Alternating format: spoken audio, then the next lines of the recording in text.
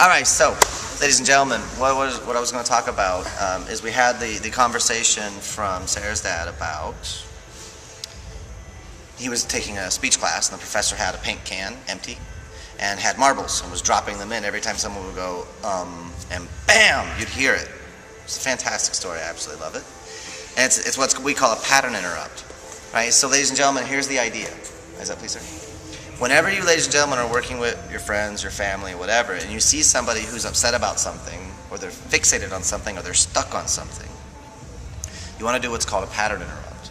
And a pattern interrupt is a way of interrupting the pattern. Sometimes you say something silly, sometimes you do something silly, maybe you tickle them, something like that, right?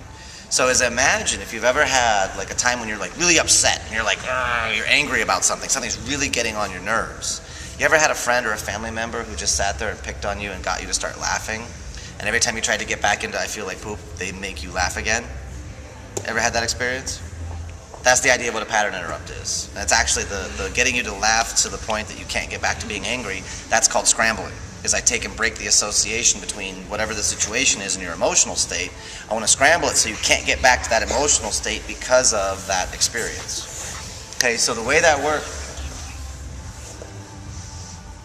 So that was a pattern interrupt. I didn't say a word, I just stopped talking. All of a sudden somebody noticed there was complete and utter silence, and so he kind of looked up for us. Oh, everyone's looking at me. So that's a pattern interrupt. Okay, now the key to make those work, instead of them just being techniques you go throw at people and be a jerk about it, first step is you have to appreciate where somebody is. You have to appreciate where they're at. They have a reason for feeling the way they do. They deserve to feel the way they do. The situation, whatever's going on, I've been there myself. Even if I don't agree with what they're doing, I have to appreciate where they're coming from. Because once that happens, emotionally, we link up. On a deeper level, they'll know I care about them. They know that I'm connected to them. Then I can influence, I can redirect, I can guide. Does that make sense? Yes, sir. So first step is I got to care about them as a person and care about where they're at and what they feel and acknowledge that they're totally justified in feeling what they feel. Even if it's a 2-year-old chasing after the dog with a set of scissors, I can appreciate that because it's fun to watch the dog scream and run. Now, as long as I'm not stabbing the dog, I don't appreciate that. But I appreciate sometimes you get frustrated or you don't feel like you're being heard. I understand that definitely. So, then once I can appreciate where they are, then I can interrupt the pattern. Then I scramble where they're at so that they can't get back to that place. That way we can move forward in a positive way.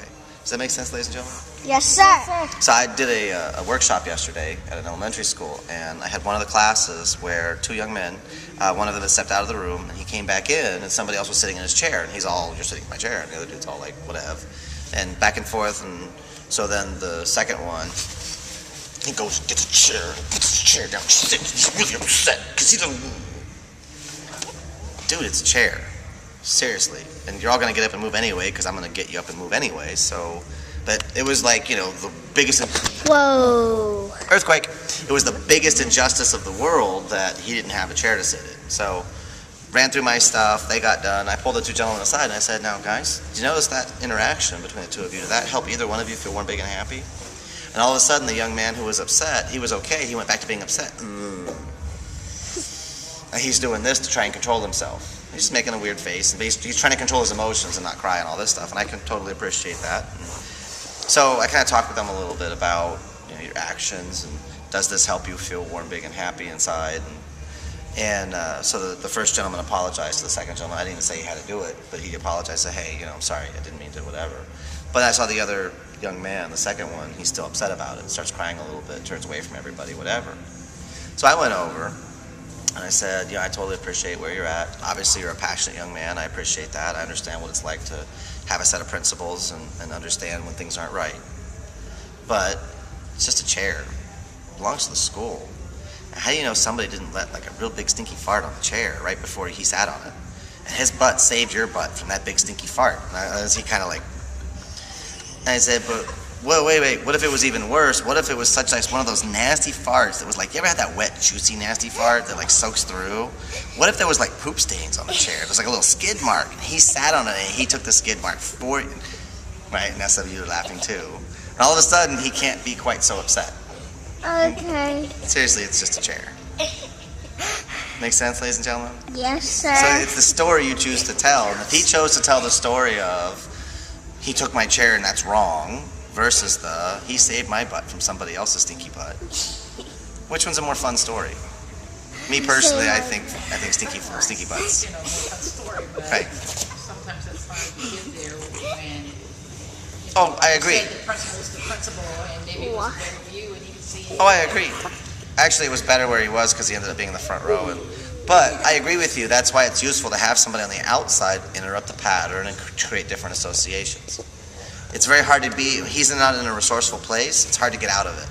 So if he's in a hole, I'm not going to join him. I stay in a more big, happy, resourceful place. I've got lots of ways to be giggly, lots of ways to be silly. I keep actually one side of my head is just full of rooms of lots of silly, goofy things. I have one area of my head. It's a big room. All it is full of multicolored balls. I can go in and jump around it. I have another room. It's imagine this entire training hall, except there's little mini trampolines. You can just bounce around the entire room. Oh, it's fantastic. I have lots of fun places inside my head because I can go there when I start to feel small, sad, or cold inside, or I feel myself tipping that direction. I can go into other places and go play for a little while. Have some favorite music, and just go inside my head and play inside my imagination, and what happens? I come back to emotional center. Make sense? Yes. See, happiness is completely an inside job. That's one of the points in the coaching program for the parents. Is we talk about the bonus round is the ultimate decision. Happiness is a decision. It's not a condition. It's not once I have this and this and this and this in place, then I can be happy. No, you just decide to be happy. But for a lot of people, that's really hard to do. It's like, well, I don't deserve to feel happy. Why not? Well, because I haven't done anything. Are you breathing?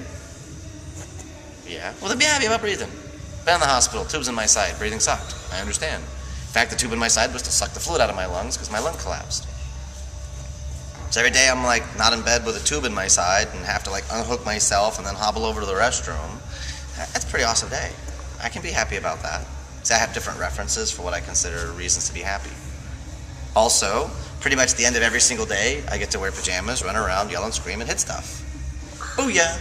How can you not be excited about that? I'm sorry, I cannot have that bad of a day because I know at the end of it, I get to put on stuff and run around and whack things. Somebody torques me off during the day, great, I'll save that up. I got stuff to hit, I'll take it out there. Make sense? Yes, sir. Yes, sir. So I live in a very fun place, and it's every day I work on staying there.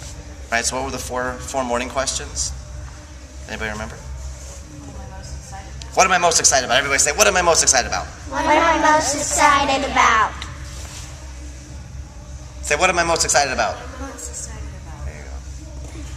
What I'm proud of. What am I proud of?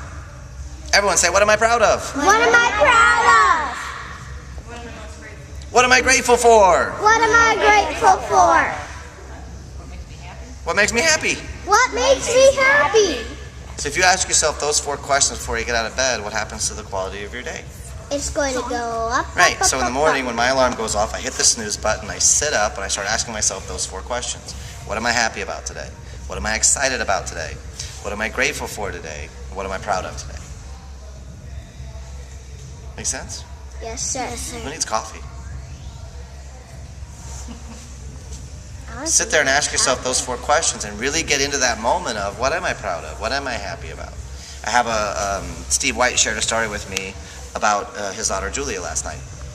And Julia is a leader, and she likes to come up with games and things to do with her friends. She actually, last summer, they played martial arts in her backyard. She ran a class, had them line up, and they bowed, and they went through the warm-up, and she organized her friends to play a martial arts class. I'm like, dude, that's awesome, high five. Right? So a friend of hers who's not in her inner circle, but is one step removed, somebody she knows, she was at a party together and stuff, evidently has been talking to her mom about Julia, and her mom said she's weird. And so this young lady went to say to Julia, my mom says you're weird. And Julia said, thank you, I'll take that as a compliment. And then the young lady said, I don't think that's how my mom meant it. And then Julia said, that's okay. That's how I'm taking it. Happiness is an inside job. I appreciate your story. I'm going to tell a better one. It's a fun place to live. Make sense? Yes, sir. Yes, sir. So this is getting into this idea of pattern interrupts, the idea of scrambling, the idea of reinforcing. These are all different tools, but you, ladies and gentlemen, as leaders, will get to practice and put those in place in this journey from white belt to second degree black belt. Because we start to give you these tools, you start to work with them with your peer group. So imagine these young ladies and gentlemen growing up, 7, 8, 9, 10, they've practiced this stuff as part of their lifestyle. They become monsters in very positive ways because they are just a different creature. They literally become bonfires of positive energy and light. And that's ultimately what's the focus of the school. What's the focus of the school? Right, that's one of it, it's part of it. It's number 4, build a peer group focused on being happier, healthier, safer, wealthier, and wiser. And I'm going to add in there worldwide. Worldwide? Yes, ma'am. I'm taking over. Actually, I'm lighting up. But here's the deal.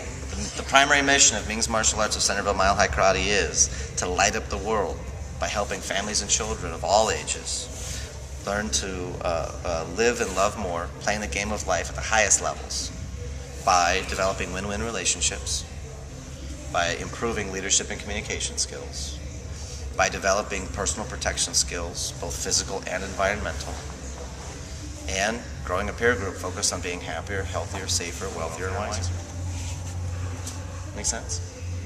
It's a fun way of looking at life. Everywhere I go, how can I expand the people around me first? How can I help them feel warm, big, happy first?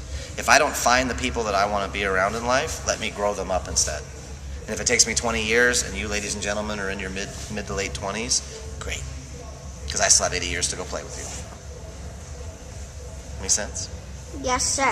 Then I get to see your kids grow up and maybe your grandkids. My goal is to outlive your great-grandkids.